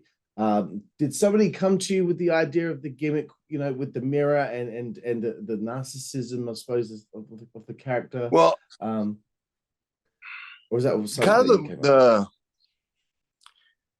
the route I wanted to go is I wanted to keep the eye patch. I know if you ever saw the movie Escape from New York, Escape from LA, with Kurt Russell, Snake Plissken, that was kind of where the imagery with the eye patch that I decided to pursue with my look, kind of like, you know, with even though Snake Plissken was clean shaven, I tried to have the mutton chops. That was my Ole Anderson tribute. I know Triple H's mutton chops were to Harley Race. Yeah. So we each had our own veteran of our era before ours that we were kind of paying tribute to. But I wanted to keep that eye patch and go with a Snake Plissken look. And when we were in Sturgis, I actually bought a brown leather jacket, kind of like Raven's black leather, but this is brown. And got some pants made up and boots made up stuff, and actually brought it in to present to Terry Taylor, who was booking at the time, to kind of say, hey, you know, we're on the Flock, we're doing this guy's going that way, this guy's going this way, you know, I want to do this. And Terry goes, no, I want you to go back to being a pretty boy. So what's the story about me getting my fans don't care, they ain't gonna worry about it, just as long as you appear doing whatever. And it was like, okay. And me and Terry Taylor did not like each other for two reasons. And neither one of them were mine. He didn't like me for two reasons. One, we were on a flight from Vegas back to Atlanta, which is a red-eye flight, which means we left at like 2 a.m. and got to Atlanta at 8 a.m, something like that. And I'm sitting in the what's the big aisle? The evacuation aisle. Oh, yep. You know, I can't remember. I can't think of the terminology off my mind. I'm doing a brain fart here. But I'm sitting, Terry's got the window seat. I'm in the middle seat. J.J. Dillon's in the aisle. And I'm going, this flight is going to suck. Because I did not want to be between those guys, and it's a long flight. About 5 minutes, we're getting ready to take off. Stewardess comes down. Mr. Riggs, would you like to get yourself together and come up first class? Yes, ma'am, I sure would. Terry starts pitching a fit. I'm more of a valued member than him. I have more miles. This and that. I'm Terry Taylor. He's not, and all this stuff, and I'm not even paying attention to any fit he is pitching. I'm grabbing my bag. Man, can I get a Coors Light? And I'm going up the aisle. And she is not even listening to him either. So that was my first strike where Terry hated me for that. Actually, there are three reasons. There was a third strike. The second one is he wanted me to wrestle this guy in Florida before a Saturday night TV taping. I'll make this quick. And it was a guy that was going to wrestle Scott Hall on the taped show. But he wanted me to wrestle him in a dark match and put the kid over. And the kid was nobody. He was very bland gear and stuff. And Terry's mindset was, if he beats you in a dark match, people will think he may have a chance against Scott Hall. So that makes no sense. Yes, it does. No, it doesn't, Terry. And I'm not doing it. Oh, was this your hometown or something? I said, no, my hometown is Savannah, Georgia. We're in Fort Myers, Florida. And I'm not doing it because it makes no sense, because Scott Hall is not going to give that kid anything. People aren't going to think that he has a chance to beat Scott Hall because he beats me. No, I'm not doing it. Fire me if you want to, Terry. Send me home. Whatever you want to do, I'm not doing it. I walk out, go sit down. About 2-3 minutes later, what was very brief. Here comes Kevin Sullivan and Arn Anderson. Kid, great response. We told me he was stupid as shit for wanting you to do that too. Great way of sticking up for yourself. Yay for me. And the third was over a chick in Louisiana that somebody, I guess he was hitting on before, was actually been involved with before. And all I remember is we were all at the table together. I get up to leave and I spilled drinks on her. And I go to the room. I'm thinking I'm hammered. I'm going to bed. About an hour later, after I've already been in bed, she comes in the room with Marcus. She jumps into bed with me, leaves Marcus standing there. And Terry was mad because she hooked up with me that night. So those are my 3 strikes with Terry Taylor. And so I think that was one of the reasons why Terry did not, want me to do something of my own. And he was like, fans aren't going to care. They're not going to remember and all this stuff. And somebody going, okay, I kind of got to make the best of what I can do with this. And that's why, so, okay, if we're going to go with this route, I'm going to go as goofy as I can go with it. And we're going to go with the mirror. I'm going to be, da-da-da this, and da-da-da that, narcissist, and all this other stuff. And if you notice, maybe 8-10 weeks into it, I stopped using the mirror. Right. And that was the only reason I actually got that pay-per-view match, Spring Stampede against Mikey Ritvrack.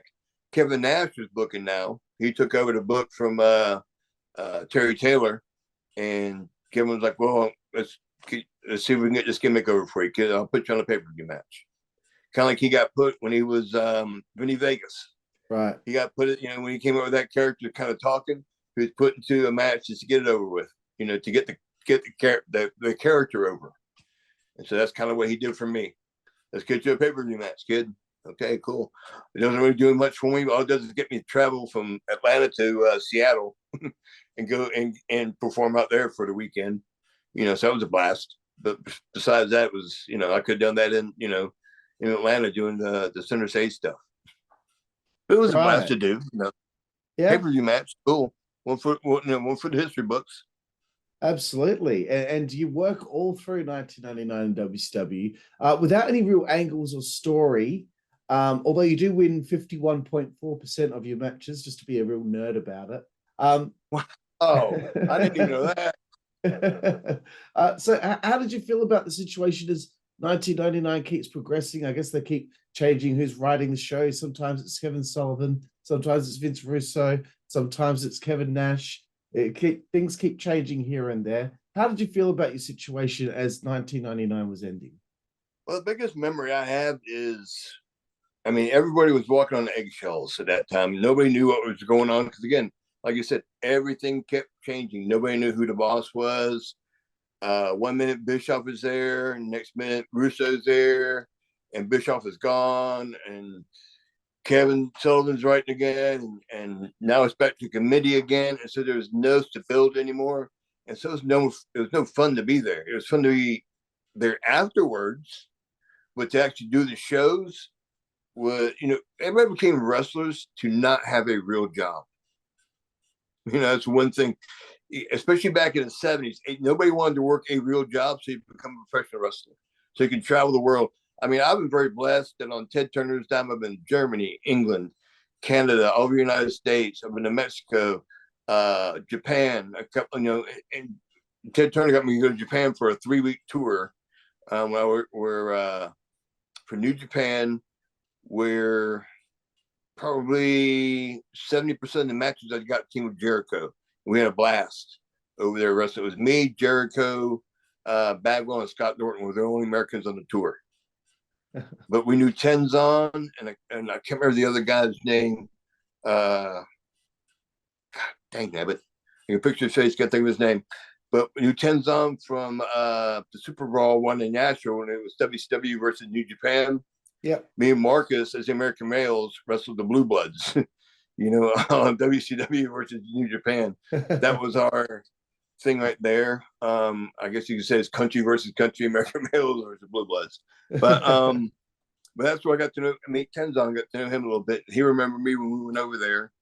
And I just had a blast going to the trip. It was for 3 weeks that we were over there. And so it was after a few weeks, after 1 week, you started having withdrawals of being over there because it was no American anymore. It was all Japanese. And when you were in smaller towns, no Japanese TV or no American TV, nothing English, all Japanese. And you started losing, Right. you could go crazy. And I had a blast over there, but it got to be mental. But yeah, it was at towards at one point, it was just so much of inconsistency. I was ready to get out of there. And that's actually, I had my last match. It was a Saturday night TV taping, Russell Benoit, where Saturn and Shane Douglas jumped Benoit to beat him. And I had so much fun wrestling Benoit that match. And we had the crowd there at the TV taping, thinking I was going to beat Chris, all this stuff. Get the cover on 1-2. He just does kick out like we do with Raven. And I actually came up with he was doing the triple German already. I said, can you, because I'd been in the match, I said, can you do the triple German and float over into the crossface? Chris is like, you want to do that? I'm like, yeah, because I haven't done it before. Let's do it. He goes, let me give me about 30 seconds in the beginning, then beat the crap out of me towards the end. I'll make a brief comeback, cut me off. We'll go into reverse, triple 1, 2, 3 into the crossface. I said, beautiful. He goes, thank you. And we did the same type of thing where we did triple into the thing.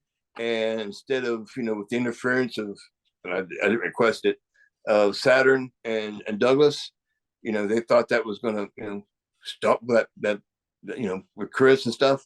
But he ends up beating me anyway. That was my last match. So I was telling Chris Lorraine, this is my last match. What? No way. He's got me in the crossface. Really? So conversation. And I said, yeah, I'm done after this. My contract's up. Wow. That's really that cool. led into my ECW. Yeah. So I wanted to ask you about, how did you get, did you make a call to somebody that you knew that was working there? How did you make that contact with ECW to come in? It goes back to people you knew before. When I first started in 92, first few months into wrestling, I started getting booked on shows. Like I told you, Ted would take me to shows, set the ring, train me and stuff like that. Promoter Greg Price brought RVD down to Cordele, Georgia, which is one of the places I used to wrestle at Peach State. And that's how me and Rob got to know each other. And Rob lived in Savannah, Georgia. I was living in Atlanta. I would come down to visit my parents in Savannah, and I would end up going and hanging out. See my mom and dad for a day, and I spent 2 days with Rob. Then I'd see my mom and dad for a day and go back up to Atlanta. So I have my time of visiting my family I'd be spending with Rob. And we just became great friends. So long story short, after that ended with, I think my last match was in November with Chris. And that next month I had nothing. Didn't bring me anything. I was collecting my paychecks. And I think ECW came center stage was sometime first or second week of January. And I just wanted to go hang out at the show just to see the guys and see what was going on. And that's when I met Tommy Dreamer in '95. I went up to I had an off weekend, another off base story here. Had an off weekend and went up to Philly to go watch a show, and I'm going out the World Tag Team Champs. My first time at the ECW Arena, I walk in. I meet Paul Heyman, Tommy Dreamer, and Rob at the Marriott by the Philadelphia airport. And we all have lunch together. We chit chat and talk. My first time ever meeting Paul Heyman, cool dude, great. Even back then, he was cooler than the other side of the pillow. Treated me like I was some star, and I was like, dude, I'm just me, even then. But I walk in the back of the room, meet all the guys, from Meanie to Stevie to Francine. The only person I had heat with was Taz, because Taz didn't know why I was there. He's like, what's this guy doing here? Is he going to take somebody's job? And the last time I saw Taz was back in July at an AEW show in Savannah. I went to catch up with the guys, and I yelled at Taz. Taz was like, oh, shit, Riggs, what's up? So we're talking. I said, yeah, I remember you being pissed off at me that night at the arena when we met. And he was like, oh, I was a different person, different time then. I'm like, no, actually, you taught me a lot about being respectful to somebody else's dressing room and the type of respect somebody should have for my dressing room. So you actually taught me a great lesson, because I was a kid back then too. And so, getting back to the point, I'm getting to all these tangents, but getting back to the point there, I actually get to the center stage in 2000, I guess, January 2000. Center stage, I'm talking to Tommy, talking to all these guys, Paul, saying hello to all the guys. Meanie and everybody else catching up with him, Francine. And Tommy's like, dude, what's your deal up with WCW? I said, I'm finished already. Just collecting my last couple checks over the next few weeks. He goes, well, dude, you want to come here? I said, sure. That's almost always calling me. You want to come here? Sure. What kind of money can we talk? We can get you on this, and this. I can get you to this, and okay, works for me. Let's give me what's the starting date? Tommy was like, well, when your checks run out with WCW, I said, I think they run out second week of February. Well, fine. We won't book you in anything until after that runs up. We don't want to mess with your money. Because if you start wrestling with us, they may cut off your last couple of checks. We don't want to do that. So it works for me. And that's kind of got me started there. And Paul Heyman was the first guy, promoter, booker, whatever you want to call it, to sit down with me and say, okay, Scott, we did it, I think it was at the ECW Arena, actually. That night, I walked out with Rob on my shoulders. Paul sat me down and said, okay, this is what I want to do. First few months, you'll be Rob's best friend. You'll turn on Rob. You'll probably have an angle with Rob for a little while. And then I probably want to put you and Carino as a tag team. I think y'all will be good together. And he actually laid out a couple of the things about a 6-month idea storyline. And it almost felt to a T of what he said as a outline happened. I was like, wow, this guy, because the network thing was happening. He wanted, he goes, I'll do this for you and Rob, the network thing, and all these little things. I think he was just brainstorming at the moment of stuff to do with me. And it felt almost in line as he laid it out. And the 1 minute, and not 1 minute, but a first time conversation at the arena. Right, that's really cool that he. That's how well Paul could look at somebody and think. And he goes, what I want you to do is to clap. Because that's what all the wrestling fans will remember you as American males, the clap. And that's how we get you over. We give you a character to do. And that way that can work well with the fans, understand it, they remember it. Because your work is great. We got to build a character for you. So, and that's what, that's boom, boom, boom. That's what we went into. That's super cool. And other things, that must have been quite the test to work in front of that hardcore Philly crowd, especially like you're a name from WCW. How the fans can be there in Philadelphia at the arena. Was that a test for you to go out there in front of these hardcore fans and show them that you could, you could work this hardcore style as well? You can, you know what I mean? Definitely. Yeah. The first foundation I had when me and Sick Boy, as part of the flock, wrestled Public Enemy in Philly at the Spectrum, which is like, I remember Meanie, one of the first thing he told me, he was like, dude, I never got to wrestle at the Spectrum, and you did. And I'm from Philly, you know what I'm saying? So that's his biggest pet peeve with me is I got to wrestle at the Spectrum. But that was a hardcore match, basically, you know, with tables and all the stuff we did. And I actually got to wear a toilet seat on my head. I don't know if you remember that or not, but I did. No. And that was my Terry Funk tribute. Nobody got it, but me and Johnny and Rocco and Sick Boy kind of got it. But Terry did, I think, that back in the 80s in Florida in an angle with Dusty. And so, but long story short, I'm sitting there wearing a toilet seat in the ring, and the referee's running by going, they're yelling, take the seat off your head, take the seat off my head. I'm, no. And this is my thing. I get on TV that I'm wearing a toilet seat on my head, you know? So to me, that was fun. I was having a blast. But that was my foundation into doing that and into understanding. And Johnny and Rocco said, dude, this is how you got to be if you're working with us in Philly. Because they did, you know, they had a huge run at ECW. So yeah, that was definitely the route I took. And so when I got there, it was like, yeah, they were, I mean, it was, you know, many a fag thing, you know, American males are fags and all this other stuff. Yeah. And it was brutal, but that got me more heat. I loved it. It was a blast. The more they refused to me and made fun of my past, flipping birds, cuffs at them, they're cussing at me, and it just perfect tension. Use it against me because I love it. To me, it's a blast. And it was definitely different vibe, different style. Wrestling with Dreamer, wrestling with a lot of those guys who'd done it before. I said, I would tell them, dude, teach me out there of what we're doing.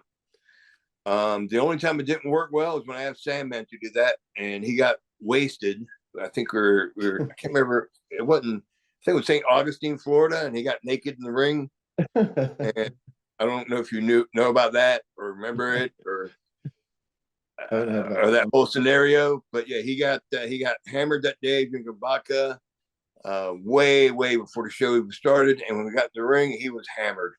And he was swinging a kendo stick around, knocking the crap out of us and all this stuff.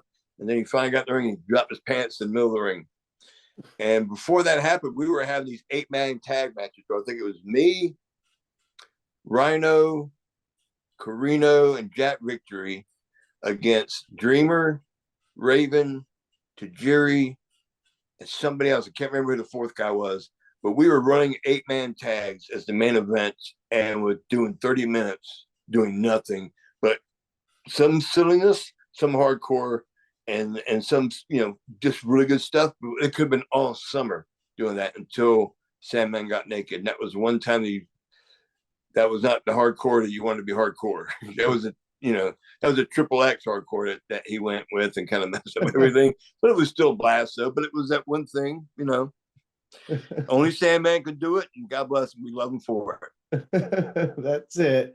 And another infamous time, I guess, in ECW's history, I've asked about 20 people that were performing on this show about what happened from their point of view during this incident at Heatwave 2000. I've had guys from XPW talk about it. I've had so many people now. So now I get another person's point of view when the shit went down with XPW there at ringside. What's your personal story from, you know, what happened, you know, from your experience when that took place? I don't have a clue except for what I saw on video, because I had my match with Rob, and me and him were in the back. He was smoking one up already.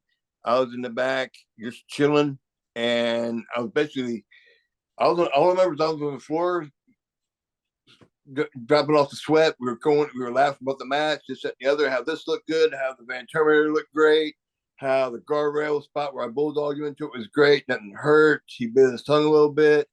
And that's when all that stuff was going on with Tommy and Justin and Francine. And we, you know, it was, I think we were right before them. Yeah. Out of 8 matches, we were 7 and they were 8. So we were catching our breath and wiping our sweat down. We were, you know, watching the show at all. And we just kind of heard that there was a big commotion going on. And Rob, you know, Rob's, I was like, they'll all take care of it. Just as laid back in the ring was, he came across. He was that laid back in the back. I really ever saw him. He could mess you up if you wanted to, but most of the time he was just so chill. He didn't want to. And so I was just sitting back going, hey, whatever, So is that same scenario? We just kind of sat back and chilled and didn't worry about it. So I never saw it in person. There wasn't anything in front of my face. I never heard a word anybody spoke. I never saw a punch anybody through. So you probably know more than I do about it since you spoke to people. No, I was there. Cool. It was only 10, 20, maybe 15, 20 yards away from me from where it was in the back. But that's it. No, that's okay. I'm going to put a big compilation video together with everyone's personal story. Yeah, I'm sure what I just said for the past 15, 20 seconds will fit right in there. It will. Because, there had to be a couple of people that weren't even aware there was something going on. Maybe someone was in the shower. Okay. We knew something was going on, but it wasn't nothing that either one of us were getting off, I was laying on the floor, my feet up, because we were laughing. And he was sitting back taking a few tugs. It was joint head all rolled up. And it was like, it was nothing that we were going to like jump up and go, what's going on? So. Excellent. And another question I had, what would you say you enjoyed most about your time in ECW? Just being able to not have, what's the right word? A standards and practices, I guess, is because I would TBS, you couldn't drop F-bombs, you couldn't do this, you couldn't do just a lot of freedom of expression to do whatever you wanted to do. I remember there was one show when we were getting to a point where me and Rob were going to have our pay-per-view match. It was a house show. And something was supposed to happen, blah, blah, blah. Me and Rob were supposed to square off, but a bunch of people were supposed to hit the ring so that we never touch. And for some reason, nobody is showing up to make sure we don't connect. And there's enough tension going on that there's none but space and opportunity that's between us. Nothing. And we both like just squared off. I just dropped my hands and rolled out of the ring. And people just got furious. But if I would have done something like that in WCW, it was like, no, we wanted you to do this, this, and this. When I did that there, that got more heat and more people wanted to see me and him finally really square off. From that point on, even more. And that was just a house show. That, no TV. But I had that freedom to just make that split-second decision that what I wanted to do. Roll out of the ring, good. And he got more heat that way. And they were like, man, that was great. We couldn't have planned that any better. And so that's the thing. Things happen very organically. Great word I was looking for. Happen very organically in ECW. There was a B, and C, but D through Z, whatever happened. So I don't think Jerry Lynn was sitting there thinking, with Steve's blood on the right, die on my stomach. Maybe he did. Maybe they talked about it. But I think he just did that pretty impromptu, and it worked. All right. At that, at Heatwave 2000, that's when he did that. And I think that match was back for 4 hours. Right. So, it was just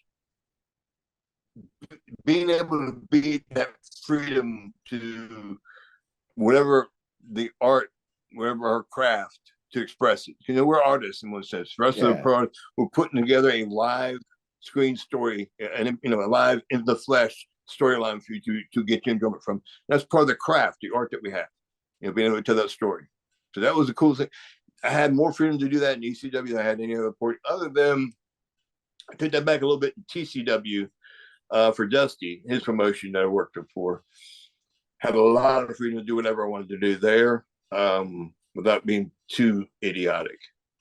Right. Yeah. So I was about to ask a bit about TCW, but another question that I had was obviously things come to an end for ECW in early 2001.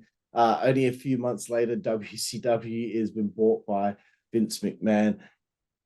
Just from your point of view, how did you feel when you found out that all of a sudden now there was only one game in town? Well, kind of like a lot of guys, oh, holy shit, we're going to work at, we're going to wrestle that.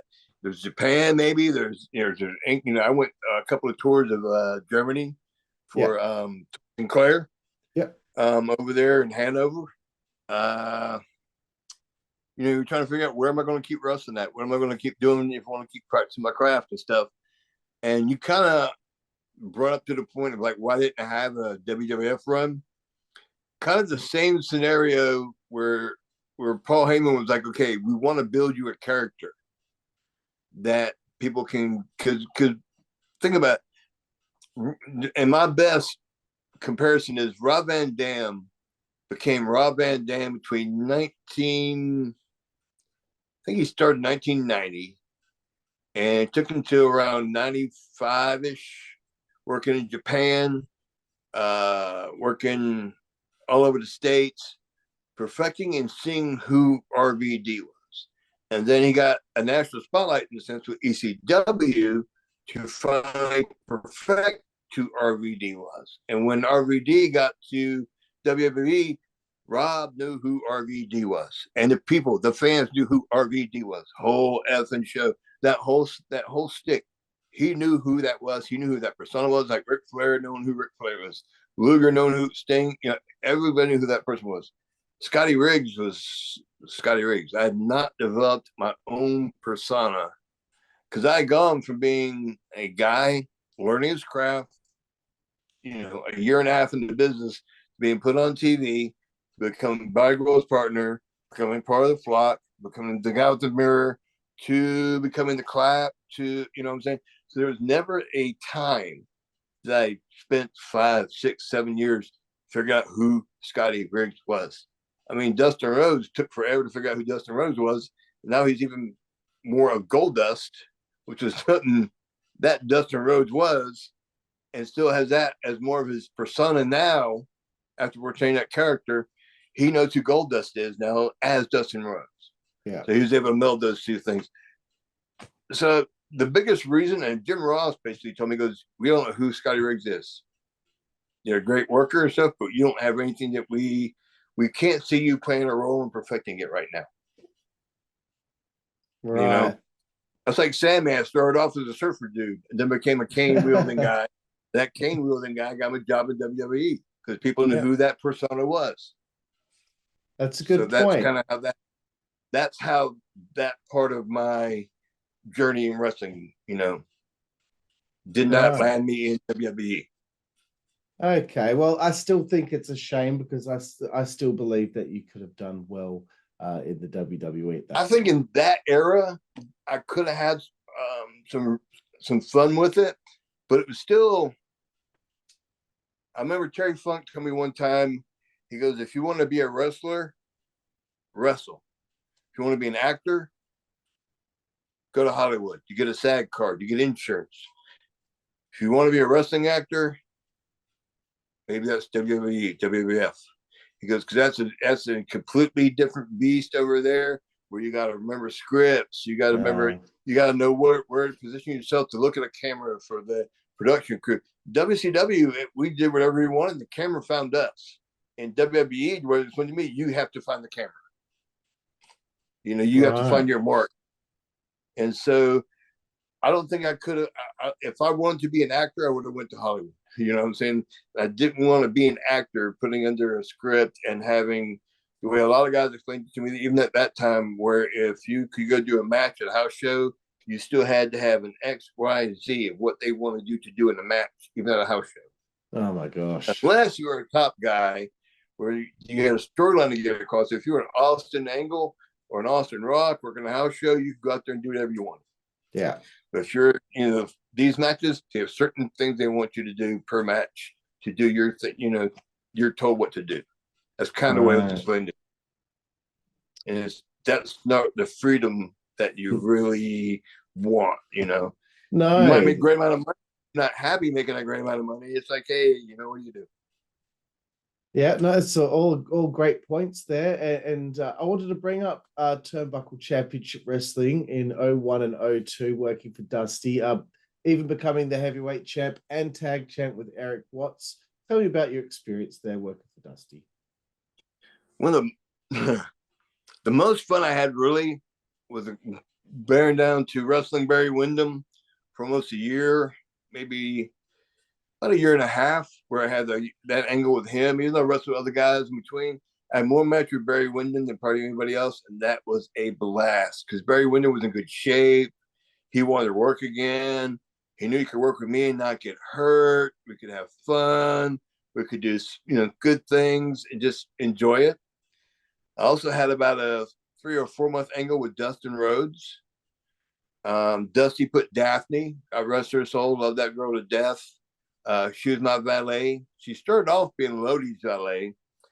Then I wrestled Lodi on a show, and Dusty just saw something with me and her. Even though we had nothing to do during the match, didn't know I fed her a couple of things, I think, during the match.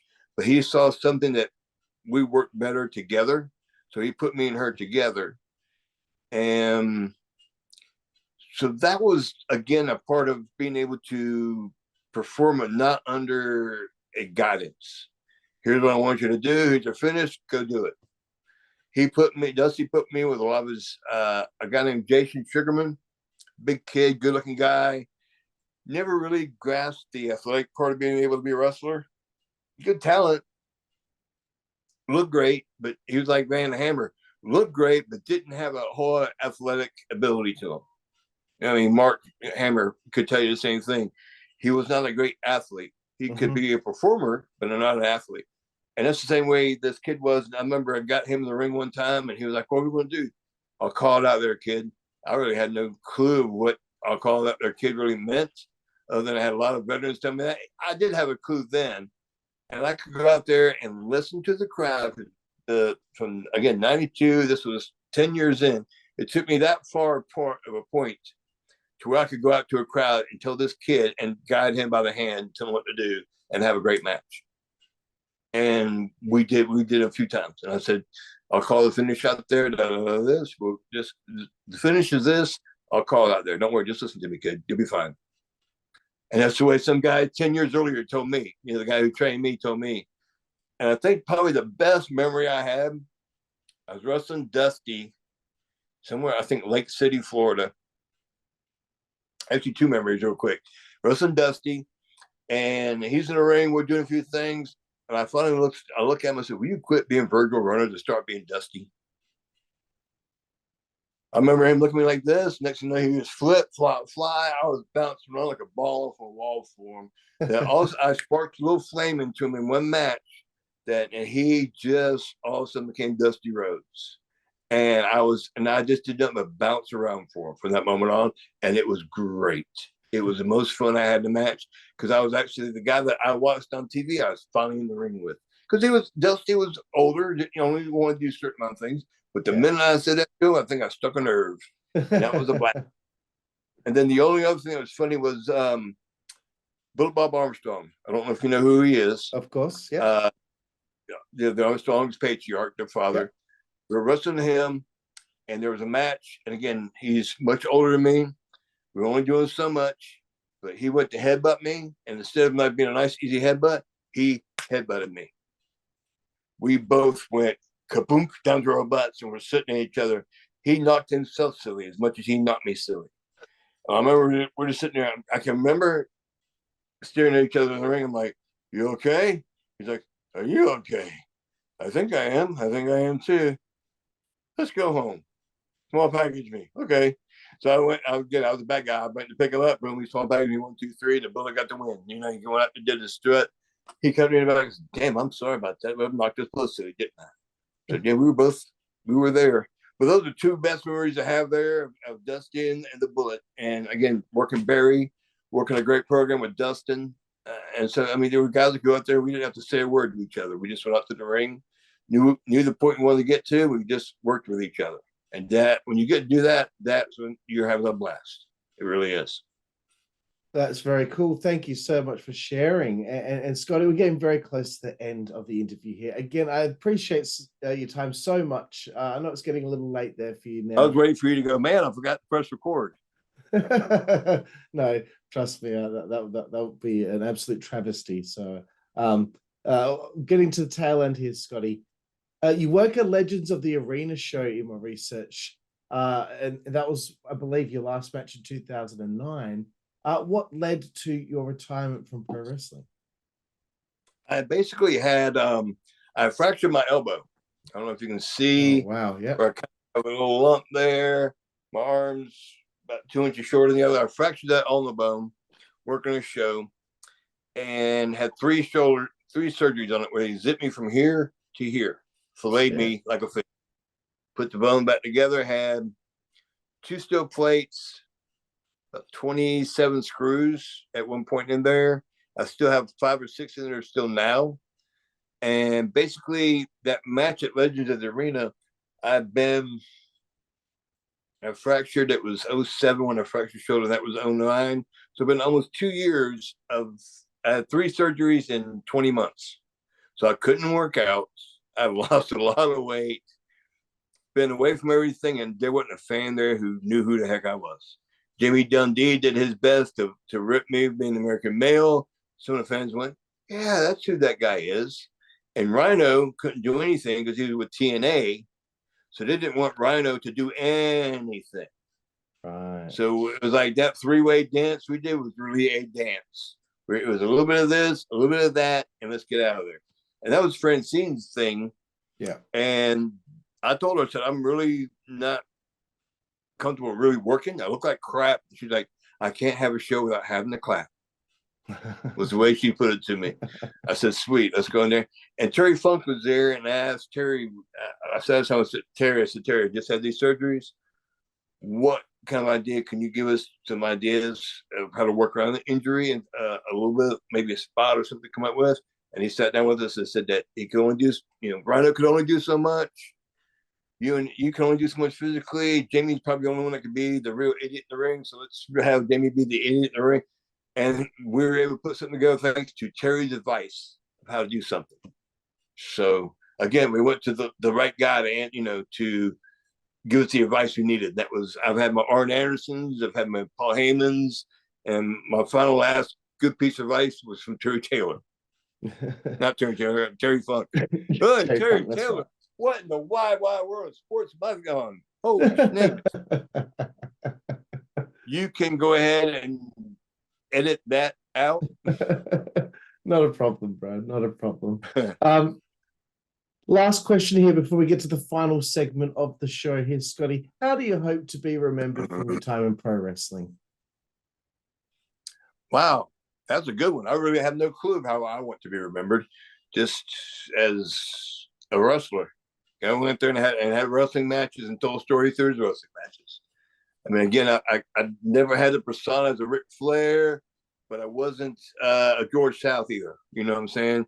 That's an A to a Z part of the spectrum. Ric Flair is an A. George South he's still George South, a well-known wrestler, but he's still, there's 2 different parts of the spectrum. I think I'm somewhere in the middle. I was just a great wrestler who came to be a part of the business at the right time. Very cool. I got there when wrestling went from just being wrestling to all of a sudden the live wrestling Monday Night Wars. That's the best. That's the biggest part people remember me from is that Nitros and ECW. There was all those 3 companies facing off against each other. That's had to be the part of the right time in the business. Yeah, that's the best answer I can have for you. That's cool. That's the time period that I became a wrestling fan. A lot of people became wrestling fans because of that. I kind of wish I would have been born 10 years earlier, so I could have gone through the territory phase a little better. I would have loved. I mean, the most fun I had wrestling was when I was in USWA. Like I said, Saturday mornings we had Memphis TV in Memphis. Saturday night we drove 200 miles to Nashville, Tennessee. Drove back that same night. Sundays were off most of the time. Monday was Memphis. Tuesday was Louisville, Kentucky. Wednesday was Evansville, Indiana. Thursday, Friday was Spot Town. Started all over again on Saturday morning. And each week you had to wrestle those 4 same towns. So you had the same crowds there. You might wrestle the same guy 3 weeks in a row. So you got to have 3 different matches, basically. Tell 3 different stories. And that was so much fun to me. I could go out there and create stuff. Guy I was working with. Sometimes we could maybe get some ideas together. Sometimes we couldn't. In Nashville, we were on 2 opposite sides of the arena. Never had a chance to chat or anything. The first time I was there, I wrestled a guy named Jim Dotson, who became a big security guard for WWE. Oh, yeah. He was like security. I wrestled him when he had hair. And I remember I got in the ring with him one time and he was all stiff as a board. I'm like, dude, what am I supposed to do with this? We haven't even had a chance to speak. And he's stiff as a board. And it's like, it was a real brawl. And I remember I pulled his hair out. I gave him a little tug to go down. He wouldn't go down. I yanked his head to go down. He's like, he got all mad. I pulled his hair. I'm like, dude, you're not working with me. And I'm telling him this in the ring. I'm like, you're not working with me. Of course I'm going to pull you around. You're pulling me around. So that, again, I had so much fun. And that, my tour of Japan, where 3 weeks over there in a foreign land, no English except for in Tokyo and Sapporo. I'm trying to think, maybe there was another part of that trip, but most of the smaller cities, no English. But the Japanese fans respected wrestling so much. It was a blast. Going up there and wrestling. El Samurai is a guy I wrestled over there the first time. Spoke no English, chain smoked right in the back, cigarette smoke everywhere. Just sitting there, chain smoking. He puts on a mask and just became this completely different animal. I mean, we went up there, locked up. This next thing you know, he tossed him out of the ring, and we were fighting. And we're like the second match in the show. We were fighting in the crowd, throwing chairs at each other. I'm like, threw a chair. I'm like, motherfucker. I threw a chair back at him, back and forth, back and forth. Finally, I cut him off, threw him back in the ring. I'm getting blown up out there. He's sitting there after smoking. You know, he's not even winded. I'm sitting there trying to catch my breath. I put him in a rear chin lock, and also the fans start clapping because we went from insanity to a wrestling move, and that's what the fans ought to respect. It was a wrestling move. And when I did that, Ricky Choshu, I think that's who it was the booker, came up to me that night and said, "You go to wrestling move, very good. You do well on this tour." And Scott Norton was like, "Dude, do you know who that was?" I said, "I think." He goes, "Yeah, that's the boss. That's the head guy. If for him to come up to you, a first-time gaijin, and say because you grabbed the wrestling hold, you did good." He goes, "That's a lie." He goes, "It took him 6 months to speak to me." And Scott was a big star over there. I guess that times have changed a little bit for him to probably do that. Yep. But to me, that was like, wow, that's the rush that I wanted to get. You know, that's if wrestling was a drug, give me a, the 100s of it and tap me into it, because that you can't get that type of rush anywhere else doing any other thing. You really can't. If you're an actor, you get 100 takes to get it right from different angles. Yeah. If you're a pro wrestler, you have one. So very cool, very well said, Scotty. And thank you. Awesome stuff. It's time to get to our final segment of the show here, Scotty. Learning about your favorite things. It's supposed to be a quick fire question for a quick fire answer, but if you want to elaborate on anything, that's cool as well. The first three about wrestling. Scotty Riggs, who is your favorite pro wrestler of all time? Woo. Ricky Steamboat, Ric Flair tie. Very good answers. I grew up them wrestling each other, so that was probably why. That's probably a good reason, absolutely. And if you could pick one guy or opponent over the years that you said that's my favorite opponent, my favorite person to work with, who would you pick? RVD. Excellent. If you could mention one match from your whole career, if someone asked you, show me your favorite match that you performed in your career, what would that be? Wow.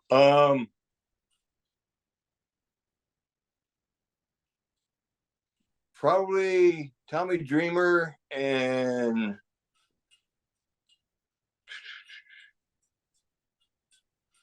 give me 1 second. It's all right. Tommy Dreamer, Jerry Lynn versus me and Steve Carino in Peoria, Illinois, ECW. We had a blast. Awesome.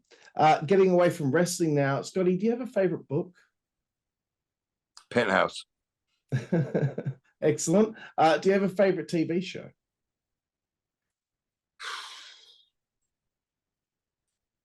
The Walking Dead. Awesome. Me too. Do you have a favorite film? Wow. Halloween, 1978. Excellent. Do you have a favorite musical artist or band? Kiss. Excellent. Moving away from the arts now, what's your favorite food? Sushi. Nice. Do you have a favorite place to eat on the road? Cracker Barrel. Excellent. 3 to go. It's supposed to be favorite alcoholic beverage, but if you don't drink, just your favorite beverage in general. Johnny Walker Blue. Excellent. Second last one here, Scotty. Favorite female body part. You see a good-looking lady, where will Scotty Riggs's eyes go to first? Boobs. Excellent. And the last one here, Scotty Riggs. What is your favorite curse word? Fuck. Excellent. Very well done, Scotty Riggs. I want to thank you so much for your time on the show here today. This has meant a lot to me because, I was 12 years old when I first saw you on television and played you in the video. Well, I am 55 now, and as you can tell the gray in the beard. Absolutely. I'm starting to get it too now. So, but, Dark. It's been very nice having the opportunity to meet you and talk to you about your career. So, honestly, yes, sir. I really want to thank you for your time again. Dude, I had a blast. Like I said, a lot of times you twerk some memories for me that are very cool. I always kind of pull out of there that I haven't had, anybody tug at in a long time. So, dude, it's just much fun for me. Thank you so much, Scotty. I really appreciate it. And thank all of you out there for joining us here for the Insider's Edge podcast here on the WZWA Network.